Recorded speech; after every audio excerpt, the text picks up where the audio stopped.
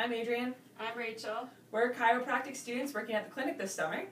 So some of you may have seen Dr. Jeff's video about staying hydrated and the importance when on his bike ride about how he's dehydrated. Some of you also might be a little confused on what the heck did his high heart rate have to do with being dehydrated. So we're going to break it down for you today, and we're also going to share a few tips with you on how to stay hydrated this summer. Let's start with the basic concepts on how your heart works. So your heart is basically two separate pumps. The first pump, you use all the blood in your body, you need to send it back to get oxygen. So you send it to your heart, which uses the first pump to send it to your lungs.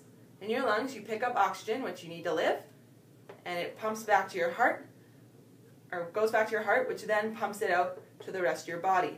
This is the area we're looking at. This is called cardiac output. What cardiac output means is it's the amount of blood that you're pumping out every minute. So cardiac output is determined by your heart rate and your stroke volume. So let's break that down a little bit.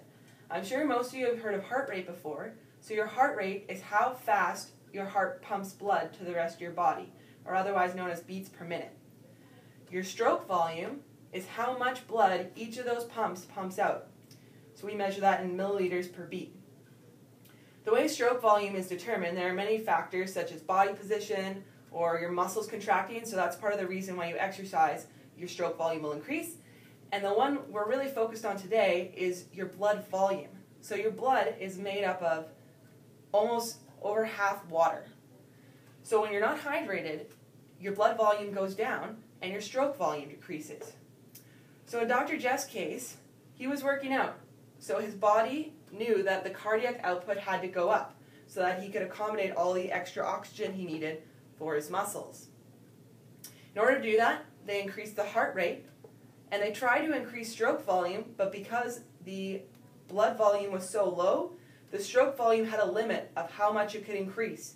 And your body's very good at making sure your demands are met. So it made sure the cardiac output was where it needed to be. And in order to do that, it had to increase the heart rate much higher than it normally goes. Rachel's going to explain to you a little bit about how heart rate works and where you should be. All right, so to calculate your heart rate max, there's a lot of different equations. This is the simplest one, and it'll give you a rough estimate of what your heart rate max is. So the equation we have here is 220 minus your age. So in Dr. Jeff's case, he's 58 years old, so we're doing 220 minus 58 years to give us 162 beats per minute, which is roughly what Dr. Jeff's max heart rate could be. There's many different ways you can measure your heart rate. A lot of the wearable gadgets now, like Fitbits or Garmin's or Polar, have heart rate technology, so it'll give it to you on your wrist, on your watch, in beats per minute. If you don't have one of these gadgets, you can measure just by using two fingers from your right hand, finding the pulse on the inside of your left wrist. Using a stopwatch, you start the stopwatch once you've found your pulse, count starting at 0 for 15 seconds. Whatever number you get, you just multiply by 4, and that'll give you beats per minute. Alright, so how do you stay hydrated, particularly in the summer, hot summer we've been having so far?